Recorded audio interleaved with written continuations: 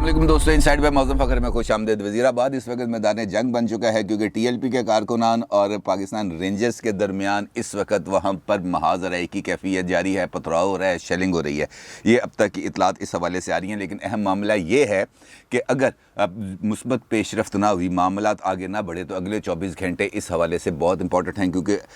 पेशरफ्त ना होने की सूरत के अंदर जो खून रेज़ी है उसके इम्कानात बढ़ते जा रहे हैं। सवाल ये पैदा होता है कि वज़ीर दाखिला जनाब शेख रशीद अहमद साहब ने कल की अपनी प्रेस कॉन्फ्रेंस में इस बात का ऐलान किया था कि कल रात को और आज ये 2 दिन TLP के साथ मुज़ाकरात होंगे और फिर इन मुज़ाकरात के नतीजे में कोई मुस्बत पेशरफ्त तो हो सकती है। ये उन्होंने इस बारे में कुछ मुस्बत रद्दअमल का इज़हार किया था और उन्होंने साथ ये भी कहा था कि हम ये चाहते हैं कि TLP की तरफ से भी किसी न किसी लेवल पर जाकर लचक का मुजाहरा किया जाए ताकि बात आगे बढ़ सके। सवाल ये पैदा होता है कि कल रात मुज़ाकरात क्यों नहीं हुए? ऐसी कौन सी बात थी जिसने कल होने वाले मुज़ाकरात को तात्तुल का शिकार कर दिया? क्योंकि इतलात TLP की तरफ से ऐसी आ रही हैं कि जनाब कल रात हम इस्लामाबाद में मौजूद रहे, लेकिन हमसे मुज़ाकरात के हवाले से बराह रास्त फ़ेस टू फ़ेस मुज़ाकरात नहीं हो सके। इम्कान है कि आज हो जाएंगे मुज़ाकरात नहीं हुए लेकिन राब्ते हुए हैं, ये भी तहरीक लब्बैक का कहना है। लेकिन वो राब्ते किसने किए, किसके साथ किए और क्यों किए, इस पर भी बात करेंगे।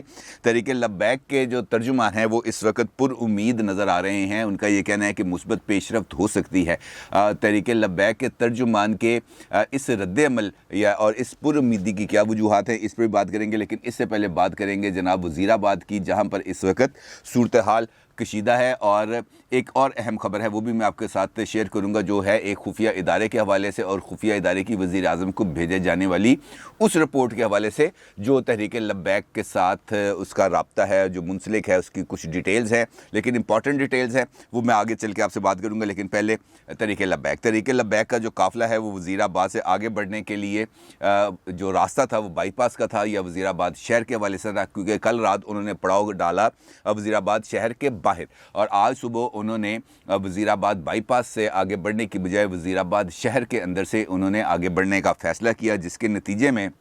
वहाँ पर इस वक्त क्योंकि वो रास्ता भी आगे जाके दरिया चनाब के पुल से जाके मिल जाता है और दरिया चनाब के पुल के ऊपर जो कि अच्छी खासी तादाद में नफरी भी मौजूद है और वहाँ पर खंदकें भी खुदी हुई हैं, लिहाजा जो मामलात है वहाँ पर भी कशीदा है। और इसी दौरान जो TLP के कारकुनान हैं उनका पाकिस्तान रेंजर्स के साथ पहली मरतबा आमना सामना हुआ और पाकिस्तान रेंजर्स की तरफ से शेलिंग की इतलात आ रही हैं कि जनाब रेंजर्स की तरफ से मुजाहिरीन को मुंतशिर करने के लिए आंसू गैस की शेलिंग की गई है। जो वहाँ पर जो गुजरात में मौजूद जो मुकामी सहाफ़ी हैं वज़ीराबाद में जो मौजूद हैं, उनका ये कहना है कि तहरीक लब्बैक के कारकुनान की तादाद इस वक्त हज़ारों में है और इसमें मुसलसल इजाफ़ा हो रहा है। कुर्ब जवार से लोग भी आकर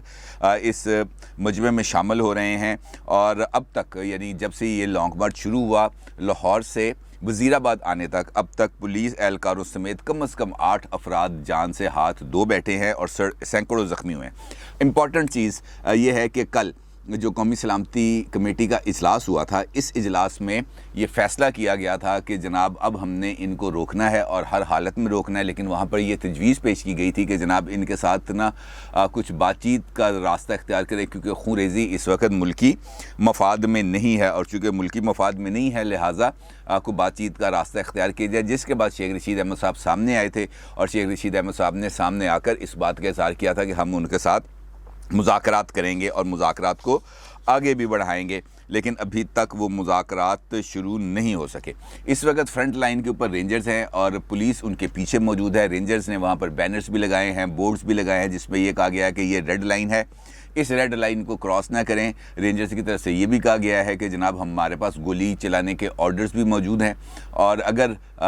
हमें गोली चलाना पड़ी तो हम मजबूर हो जाएंगे, लिहाजा बेहतर ये है कि आप मुंतशिर हो जाएं और घोड़ों को वापस लौट जाएं। सूरत हाल इस हवाले से अब बढ़ती हुई नज़र आ रही है। होता ये है, कल मैंने आपको बताया था कि उल्मा का एक वफ़द आया हुआ है इस्लामाबाद और इस वफ़द ने मुलाकात करनी थी कल वज़ीर आज़म इमरान खान साहब से, लेकिन उल्मा की इस्लामाबाद में मौजूदगी के बावजूद और वज़ीर आज़म इमरान खान की इस्लामाबाद में मौजूदगी के बावजूद उल्मा के इस वफ़द से वज़ीर आज़म की मुलाकात नहीं हो सकी। वज़ीर आज़म ने कल उनको मुलाकात का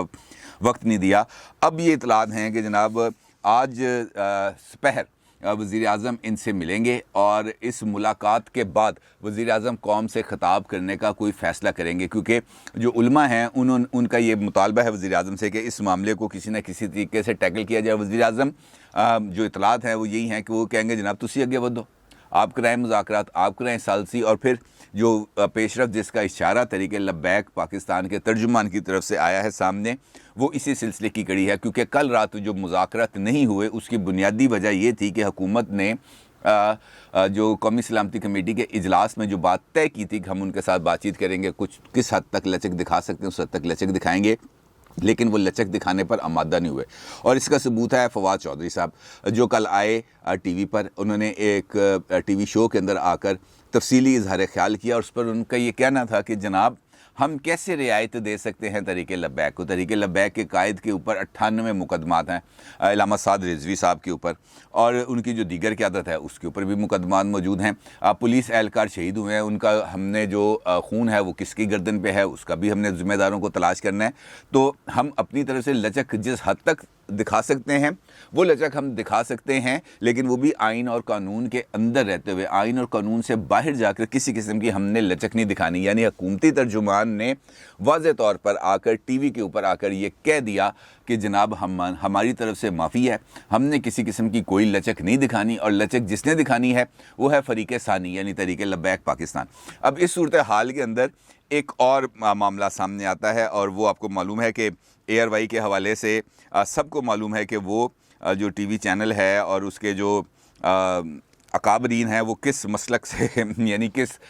जगह से ताल्लुक़ रखते हैं। कल अरशद शरीफ साहब का एक प्रोग्राम हुआ और अरशद शरीफ साहब ने अपने इस प्रोग्राम के हवाले से एक ट्वीट भी किया जो इस वक्त आप अपनी स्क्रीन पर देख रहे हैं। इस ट्वीट पे अरशद शरीफ साहब लिखते हैं कि डॉक्टर फ्रैंकस्टन लेबॉर्ट्री में तजर्बात करके अपने ही तख्लीक करदा मॉन्स्टर्स से खौफजदा हुए थे। क्या पाकिस्तान में भी ऐसे साइंसदान मौजूद हैं जो ख़ुद को फ्रैंकस्टन समझते हैं और छोटी मोटी लेबॉर्ट्रीज में मॉन्स्टर्स बनाते हैं? ये उन्होंने सवाल रखा है, और सवाल ये पैदा होता है कि उनको अब ये अचानक कैसे पता चला कि कौन सी लेबॉर्ट्री ने कौन सा मॉन्स्टर बनाया है, और ये मॉन्स्टर्स कब बनना शुरू हुए थे, क्यों बनना शुरू हुए थे। लेकिन क्योंकि जब बकौल अरशद शरीफ साहब के ये मॉन्स्टर्स बनने शुरू हुए थे तब तो वो मॉन्स्टर्स की बहुत ज़्यादा तारीफ़ किया करते थे, क्योंकि उस वक्त नवाज़ शरीफ साहब की गवर्नमेंट थी। अब चूँकि नवाज़ शरीफ साहब की गवर्नमेंट थी और इसका जो बैकलैश आना था, इसका जो बोझ उठाना था उस वक्त की वफाकी हुकूमत और पंजाब हुकूमत ने उठाना था, और उन्होंने उठाया। उनके एक वज़ीर को गोली लगी, एहसन इकबाल साहब को गोली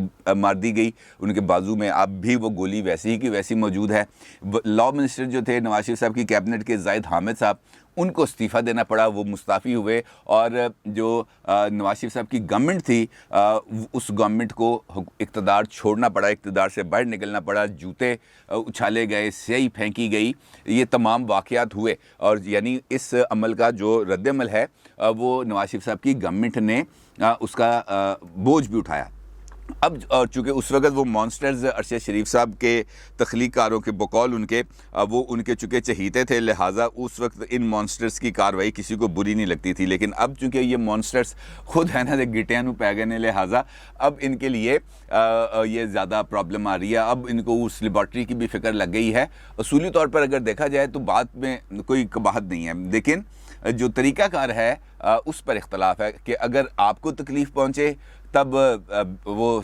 जो इंसान है वो मॉन्स्टर्स बन जाएं, और लेकिन जब आपके मुखालिफ को तकलीफ़ पहुँचे तो तब आप तालियां बजाएं। उस वक्त मुतालबा क्यों नहीं किया गया कि जस्टिस काजी फ़ाइज़ ईसा साहब का जो फैज़ाबाद धरना केस के ऊपर जो फ़ैसला था उस पर मिनो अन अमल किया जाए? उस वक्त तो किसी ने कोई मुतालबा नहीं किया, ना ही वो मुतालबा सामने आया, क्योंकि वहाँ से जो फ़यूज़ बरक़ात थे वो समेटने थे, लिहाजा वो समेट लिए गए। खैर, जो असल मुद्दा है हम उस पर वापस आते हैं। कल रात इस हवाले से इम्पॉर्टेंट थी क्योंकि मुज़ाकरात होने थे, तरीक़े लब्बैक की क़यादत वहाँ पर मौजूद थी और इंतज़ार करते रहे वो हुकूमत की तरफ से उस ऐलान का जहाँ पर उन्होंने मुज़ाकरात के लिए उनको बुलाना था, और वहाँ पर वज़ीर दाखिला और वफाकी वज़ीर मज़हबी अमूर ने वहाँ पर शिरकत करनी थी। लेकिन रात भर इंतज़ार रहा, लेकिन कोई दावतनामा वसूल नहीं हुआ। अलबत्ता जो बैक चैनल रابطے ہیں حکومتی سطح پر بھی اور اسٹیبلشمنٹ کے لیول پر بھی، وہ تحریک لبیک کے ساتھ جاری رہے اور ان کو کسی نہ کسی جگہ پر لا کر ان کو ٹیم کرنے کی کوشش کی گئی، ان کو یہ سمجھانے کی کوشش کی گئی کہ جناب آپ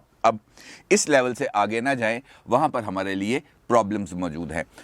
اس پیش رفت وہاں پہ کچھ قدرے ہوئی ہے کیونکہ علامہ سعد رضوی صاحب بذات خود اس ساری صورتحال کو نہ صرف مانیٹر بھی کر رہے ہیں بلکہ جو رابطہ کار ہے، جو مذاکرات کار ہے، ان کے ساتھ بھی وہ رابطے میں بھی ہیں اور ان کو جو ریسیپروکیٹ کر رہے ہیں، ان کو اپنا رد عمل بھی دے رہے ہیں۔ رابطے ہوئے، مذاکرات نہیں ہوئے۔ آج مذاکرات کا امکان ہے، لیکن وہ مذاکرات اب وزیر اعظم کی جو ملاقات ہے علماء کے وقت سے، اس ملاقات کے بعد ان کا کوئی شیڈول طے پائے گا۔ آج 24 گھنٹے جو اگلے ہیں وہ بہت زیادہ امپورٹنٹ ہے کیونکہ وہ اس بات کا تعین کریں گے کہ کیا ملک میں امن آئے گا یا بدامنی کی یہ لہر بڑھے گی، کیونکہ اگر خونریزی ہوتی ہے، اگر رینجرز سامنے آ کر مظاہرین کو منتشر کرنے کے لیے طاقت کا وہی معنی استعمال کرتے ہیں تو یقینی طور پر اس کے نتائج آئیں گے اور حکومت وقت کو وہ نتائج بھگتنا پڑیں گے، اور وہ نتائج جو بھی آئیں گے اس کا بوجھ اٹھانا کسی بھی حکومت کے لیے یقینی طور پر آسان کام نہیں ہوگا، اور نہ ہی اس میں کچھ ان کے لیے کوئی بہتری کی صورت نظر آتی ہے۔ اب جو خفیہ ادارے ہیں پاکستان کے، انہوں نے ایک رپورٹ جو موجودہ صورتحال ہے، یعنی عید میلاد النبی سے لے کر اب تک اور عید میلاد النبی سے پہلے کے واقعات، اس تمام صورتحال پر ایک رپورٹ، ایک مفصل رپورٹ مرتب کی ہے اور وہ انہوں نے پیش کر دی ہے وزیر اعظم عمران خان کو۔ اور اس رپورٹ کے اندر انہوں نے بتایا ہے کہ اس وقت وہاں پر تحریک لبیک کی کیا سچویشن ہے، ان کے اصل مطالبات کیا ہیں، کون سی چیز ہے وہ حکومت سے منوانا چاہتے ہیں، اور حکومت اس وقت کیوں کر یرغمال بنی ہوئی ہے۔ آئی بی انٹیلیجنس بیورو کی طرف سے یہ رپورٹ تیار کی گئی ہے، اور اس رپورٹ میں اس بات کا بھی انکشاف کیا گیا ہے وزیر اعظم صاحب کے سامنے کہ جناب آپ اس صورتحال کو جتنا آسان سمجھ رہے ہیں، یہ صورتحال اتنی زیادہ آسان نہیں ہے، کیونکہ ہماری اطلاعات کے مطابق اس وقت وزیر آباد میں 25 سے 30 ہزار افراد موجود ہیں۔ یہ آئی بی نے اپنی رپورٹ میں کہا ہے کہ 25 سے 30 ہزار افراد وہاں پر موجود ہیں، لہٰذا اتنی بڑی تعداد میں جب لوگ موجود ہوں اور ان کو منتشر کرنے کے لیے، طاقت کا زور استعمال کرنے کے لیے، فائرنگ، شیلنگ، پتھراؤ، لاٹھی چارج یا جو بھی حرکت ہم استعمال کریں گے، جو بھی حربہ استعمال کریں گے، وہ زیادہ نقصان دہ ہے، کیونکہ یہاں سے جو وائبس پورے ملک میں پھیلیں گی اس کا نتیجہ پورے ملک کے اندر سامنے آ سکتا ہے اور ایک انارکی کی کیفیت پاکستان میں ڈیولپ ہو سکتی ہے۔ آئی بی کی طرف سے پورے حالات کی منظر کشی کر کے وزیر اعظم کو بھیج دی گئی ہے، اور اب وزیر اعظم کو یہ کہا گیا کہ جناب ہماری طرف سے جو رپورٹ ہے وہ ہم نے آپ کو سبمٹ کر دی ہے، سیاسی فیصلہ آپ نے کرنا ہے۔ یعنی اب ہر طرف سے جو بال ہے وہ وزیر اعظم کے کورٹ میں چلی گئی ہے، اور وزیر اعظم نے اب یہ دیکھنا ہے کہ وہ اس بال پر ہٹ کیسے لگاتے ہیں، کیا اس کو ویل لیفٹ کرتے ہیں، سلپ میں کیچ ہوتے ہیں، بولڈ آؤٹ ہوتے ہیں، ایل بی ڈبلیو ہوتے ہیں، یا کور پہ چھکا مارتے ہیں۔ یہ اب معاملہ آ گیا ان کے پاس، اور